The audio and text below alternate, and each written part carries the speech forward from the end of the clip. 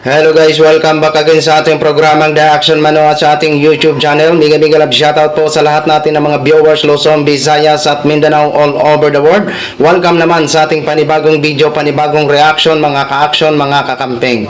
So ito ho mga ka-action, mga kakampeng, ay talagang ito si Attorney Leni Robredo. Kahit sa ang rally naman siya pumupunta dito sa Kiko Bam, ay talagang siya talaga ang nagpapadagundong ng mga binyo ho, mga ka-action, mga kakamping.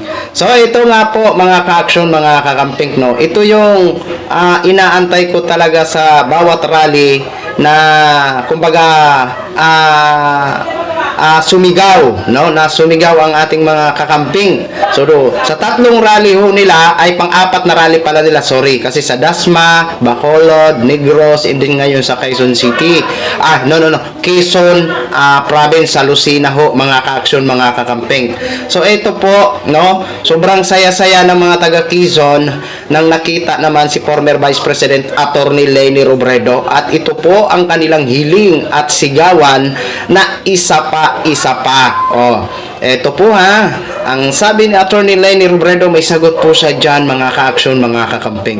Kaya ito po, panuorin po muna natin itong masaya na naging speech ni former Vice President Leni Robredo ho, mga ka-action, mga kakamping. Ating pogga, ang rosas ng ating bukas, at ang liwanag sa dilim. Mga kababayan, sama-sama nating salubungin ang ating minamahal at ginagalang Attorney Leni Robredo! Magandang gabi, Quezon!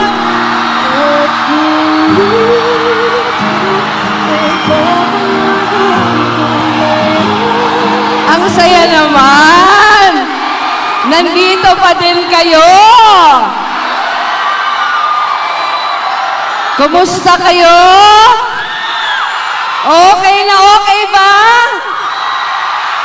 Ayan! Magandang gabi sa inyong lahat. Maraming salamat sa inyo. Gusto ko lang po din batiin dahil kanina niya pa ako sinasamahan. Palakpakan po natin ang napakasipag din, Dr. Kim Tan. Nasaan ba si Dr. Kim? Maraming salamat. Bodyguard ko siya kanina pa. Maraming salamat din po sa RPC Quezon. Maraming salamat ka Peter Dalion. Maraming salamat sa lahat na nagpagod para matuloy tayo ngayong gabi, pero talagang special mention ng aking kaibigan, Governor Helen Tan. Maraming salamat sa iyo.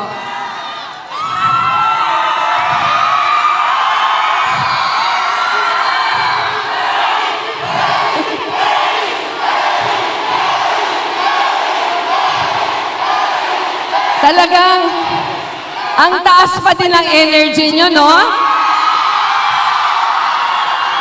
Naalala nyo ba yung rally natin dito? Sabi dito sa unahan, para sa bayan. Yun yung dahilan kung bakit hindi tayo napapagod, di ba?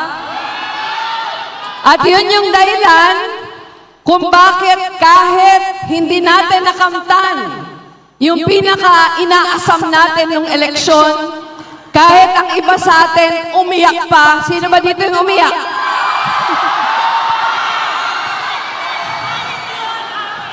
Kahit umiyak pa tayo, ngayong nandito ulit, yung tawag ng bayan, nandyan ulit tayo. Diba?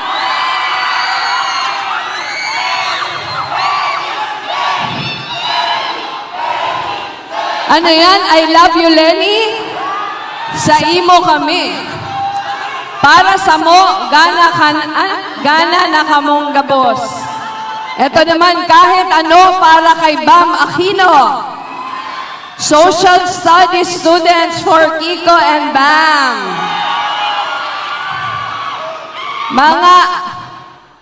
Mga absent sa ano yan? Path Fit ba yan? Mga absent sa Path Fit 2 for Kiko and Bam. Psych Scholars for Kiko and Bam. Thank you so much, Bam Aquino. Gagraduate na kami.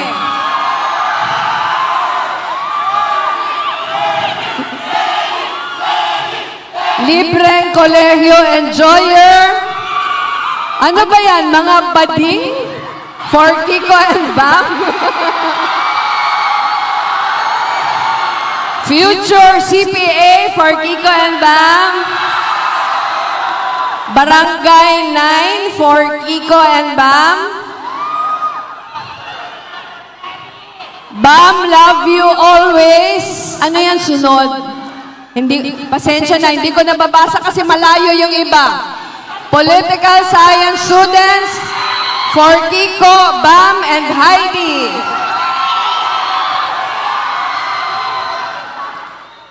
Sorry, hindi ko. Mayaw Crossing for Kiko and Bam. Ito, Future CPA for Kiko, Bam, and Heidi. Cordians for Lenny. I love you, Lenny Robredo. Baka iboto niyo ako dito, hindi po ako kandidato. Nangangampanya din lang for Kiko and Bam. Isabang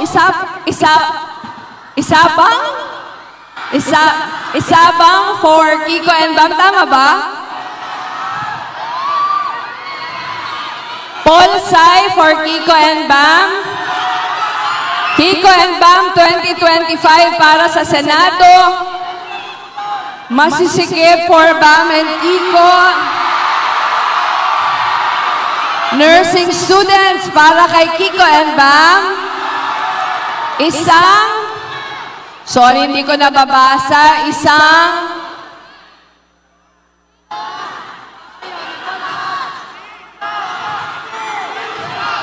Hindi ko nababasa.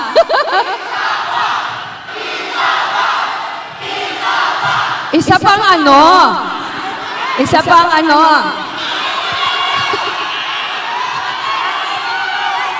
Walang 2028 kung hindi natin matatawid ang 2025.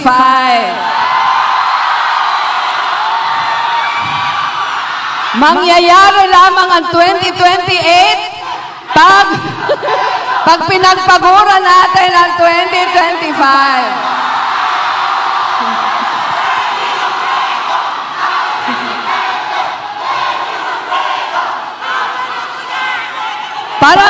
Parang gusto nyo lang ubusin talaga yung boses nyo. CSTC Lucena loves you. Maraming salamat. Yuyans for Kiko and Bam. Eduk para kay Lenny. Future Engineers for Kiko and Bam. SLSU students for Kiko and Bam. Hindi ko nababasa yung iba. Sorry sa inyo. Teka, kalma muna. Kalma, guys. Kalma muna.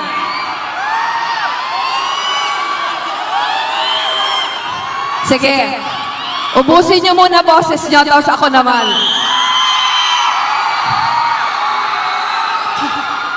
LGBT, sobrang Latina, research defended for Kiko and Bam. Hindi ko nababasa yung iba, sorry. Graduating students for Kiko and Bam. Maraming salamat. Eto lang, pwede na ba tayong kumalma? Pwede na ba ako magsalita?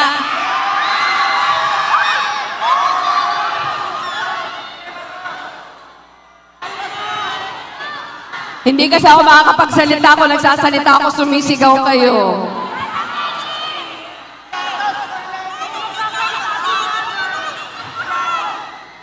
Ayan, hindi na ako makapagsalita kasi sumisigaw yung mga nandito.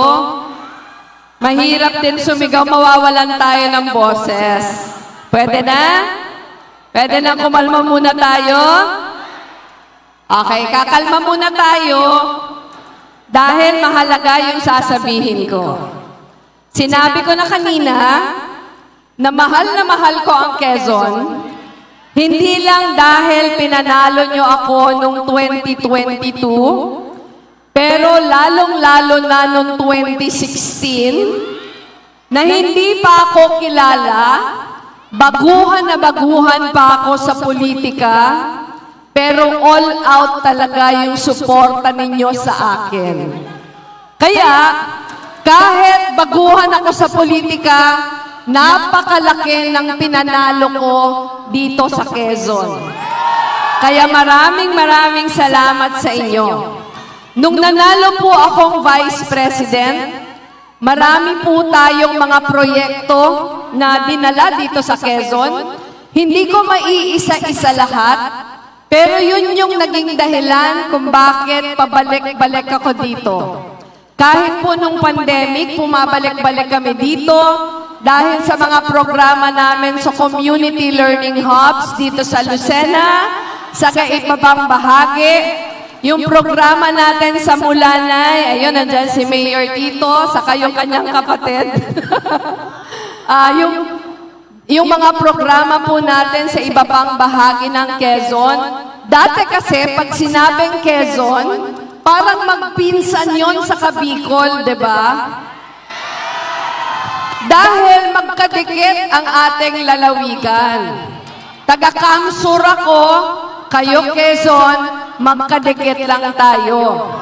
Kaya po kaming mga Bicolano, ang alam na alam namin ng mga bayan ng Quezon, magmula ng Candelaria, hanggang Sariaya, hanggang Lucena, hanggang Pagbilao.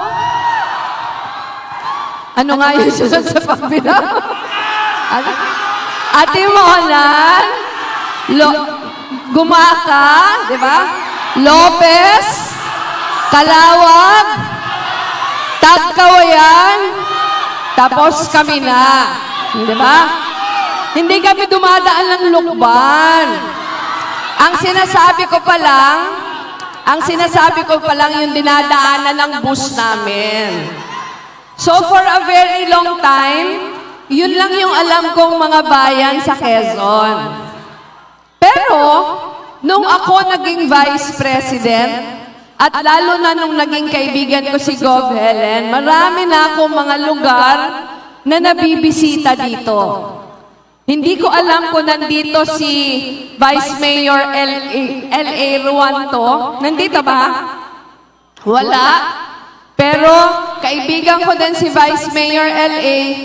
Bumibisita din ako sa kanila sa Infanta.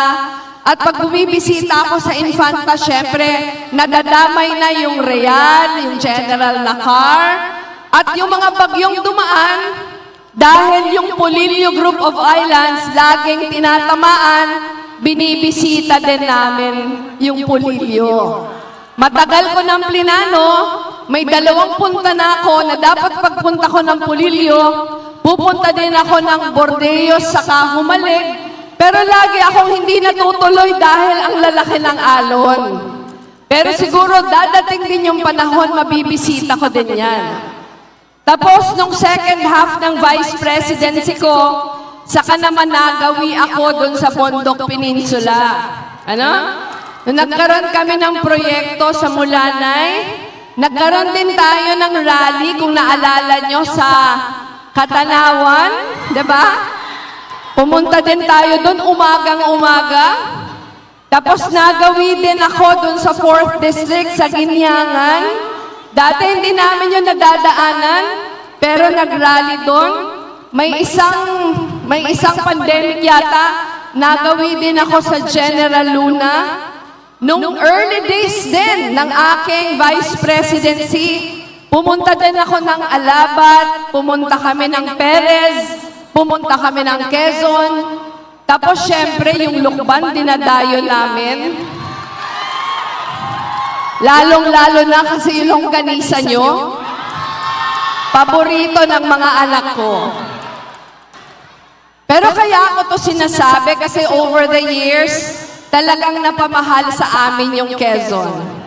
Kaya nung sinuportahan nyo ko ng buong-buo, napakalaki nung kasiyahan ko. Dahil hindi lang nasuklian yung aking pagmamahal, pero talagang ramdam na ramdam ko ang suporta nyo para sa mabuting pamamahala. Kaya maraming salamat sa inyo.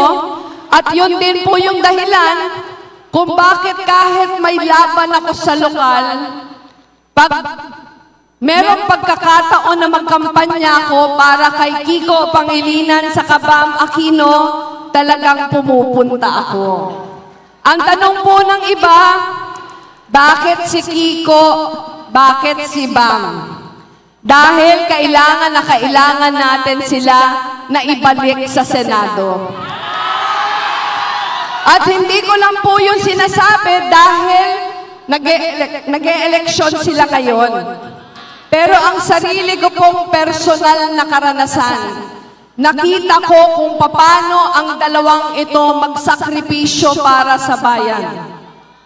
Nung napapalaban po ako,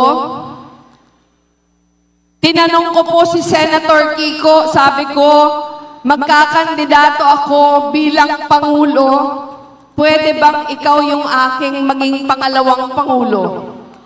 Ang sabi po sa akin ni Kiko, handang-handa na sana akong kumandidato bilang senador.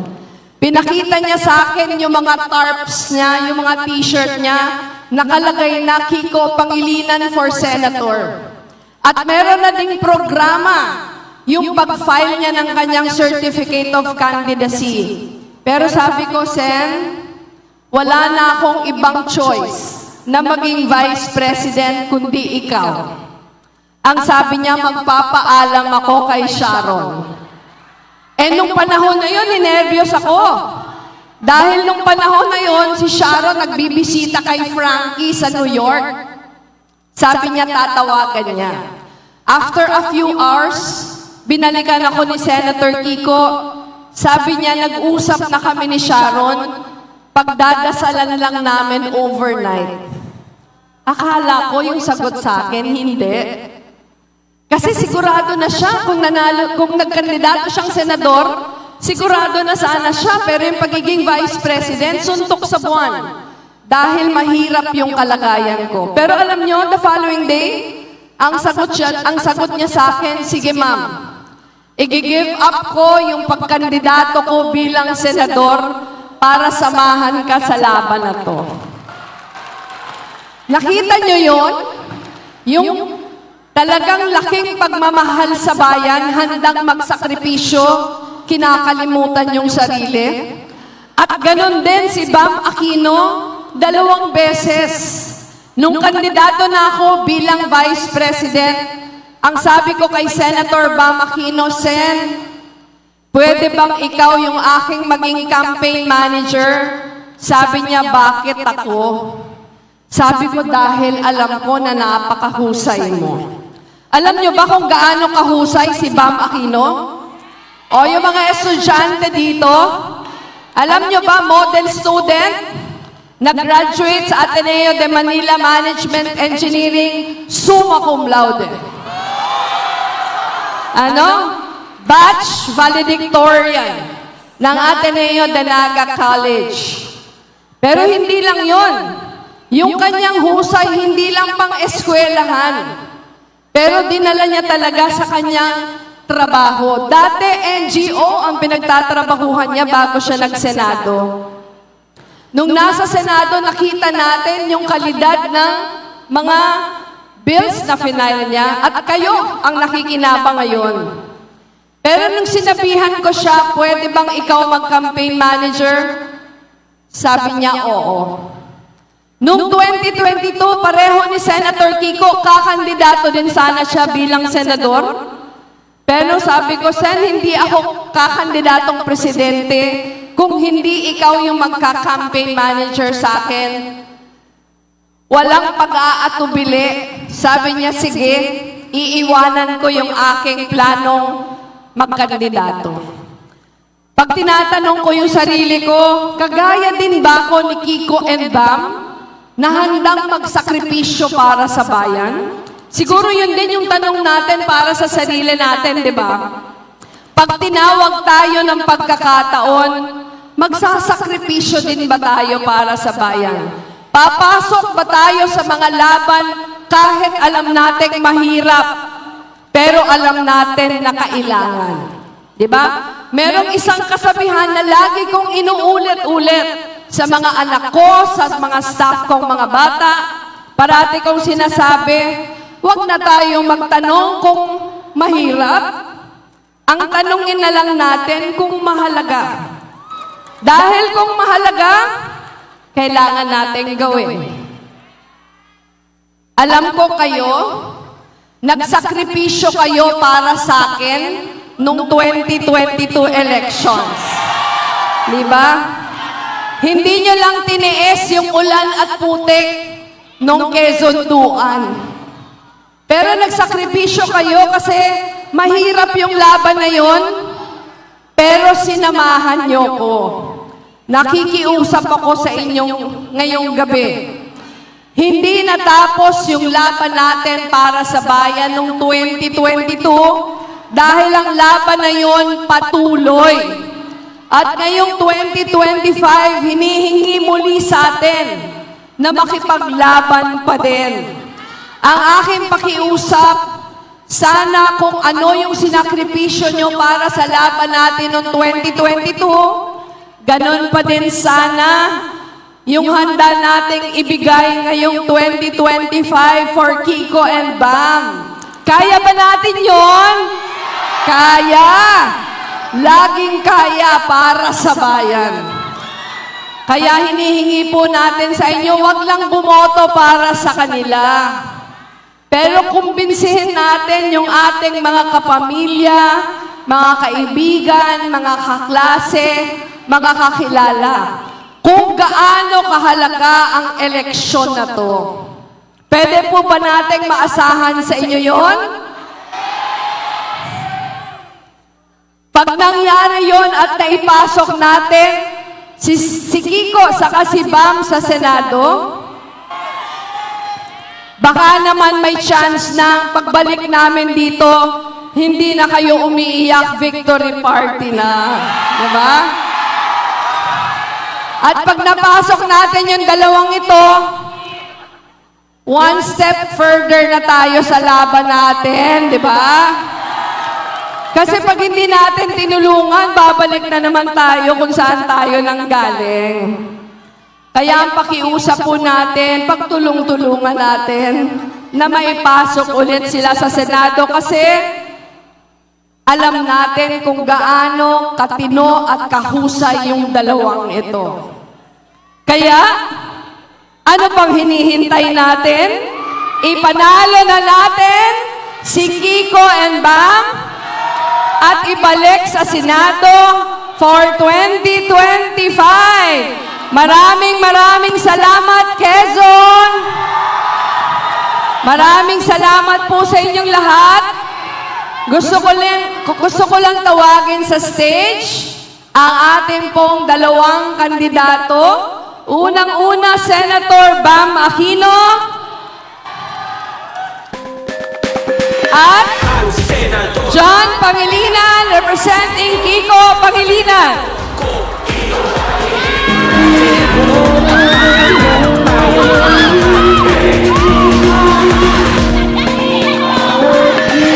Senador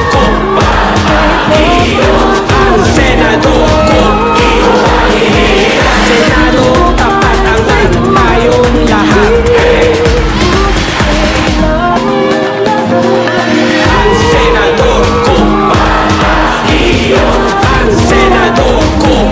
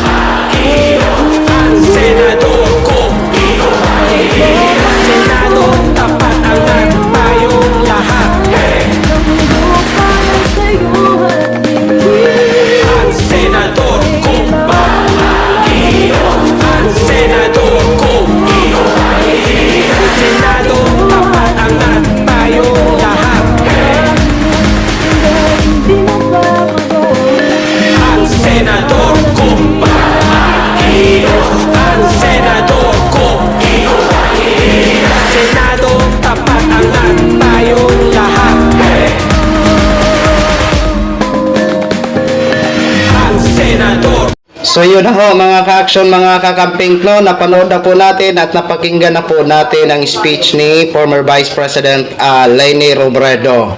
Nakaka-touch po kasi si former Vice President kahit tayo ho, namimiss po natin si former Vice President na makita ulit in personal, no? At alam natin lahat na si former Vice President Leni Robredo ay tumakbo siya noong 2022 ay taong bayan or mga supporters niya ang gumastos ng lahat ng mga kung ano-ano na mga campaign materials. 'Di ba? Isa lang po ibig sabihin niyan mga ka-action, taong bayan ang may gusto na maging presidente si Attorney Leni Robredo. Kasi kami mismo dito, mga sarili po naming pera ang ginagastos namin sa aming mga pagpupunta kung saan-saan na mag house to house po kami mga ka-action, mga kakampeng. At sarili din namin kung magpapalugaw kami sa mga part-part, sarili din po contribute po yan mga ka-action sa kapwa supporters. Kaya masasabi ko talaga na si former Vice President Leni Robredo ang gumastos noong 2022 ay ang mga supporters niya ho mga ka-action. Kaya ito po, isa na po ito sa mga magiging sign, naging call out siya ng Quezon Province, Lucena City na isa pa, no? Pero ayon sa kanya, kung hindi natin maitatawid itong dalawa nating manok na Kiko Bam sa 2025, wala daw 2028. Pero hindi pa naman yan final mga ka-action, mga kakamping. Kaya yan po ang hinihiling natin na sana po tumakbo si former Vice President sa 2028 sa pagka-presidente. Kasi nga po, talagang marami na po talaga ang may gusto na siya ulit ang lumaban, no? So malay natin, 'di ba? Kasi matindi din po ang naging labanan nila ni Mr. President Bongbong Marcos mula Vice noong 2016 hanggang naglabanan sila noong 2022 sa pagka-presidente, 'di ba? Kaya alam naman po natin na ang ilan sa mga pro Marcos ay mas gugustuhin na lang nila na ang magiging presidente or ang iboboto nila kung sakali na tumakbo si former Vice President sa pagka-presidente sa 2028 ay si Leni Robredo na ang magiging choice ng ilan sa mga pro Marcos. Pero itong kulang-kulang 16 million na mga kakamping, intact pa rin yan kay former Vice President Leni Robredo. Madagdagan pa yan, di ba? Dahil nga po sa maganda niyang pinapakita sa taong bayan. Tuloy-tuloy lang po ang pagtulong sa taong bayan. O kita nyo naman sa isang vlog natin is na-vlog nga po natin ang mga classroom naman na kung saan na i-turn over naman doon sa lugar ng Basilan, mga ka-action, mga kakamping. Kaya maganda po ito mga ka-action ang galaw ngayon ni former Vice President Leni Robredo. Kasi dating sikat, ngayon talaga pasikat na paangat na paangat. Okay? Kaya tulungan po natin ang Kiko Bam, huwag nating kalimutan. At ang ilan sa mga senador na gusto nating maging senador din po, nakarapat dapat sila sa Senado, huwag po nating kalimutan sila sa darating na Mayo 12, ano po natin yan sa ating mga balota. Okay? So yun lang po at maraming salamat po sa mga taga Quezon, Lucena City sa inyong full support. Mabuhay po kayo, mabuhay po tayong lahat, mabuhay ang bansang Pilipinas. Yan lang po, maraming salamat po sa ating mga viewers Luzon, Visayas at Mindanao all over the world. Ako po ang inyong lingkod, si The Action Man. Good evening, everyone. Beautiful.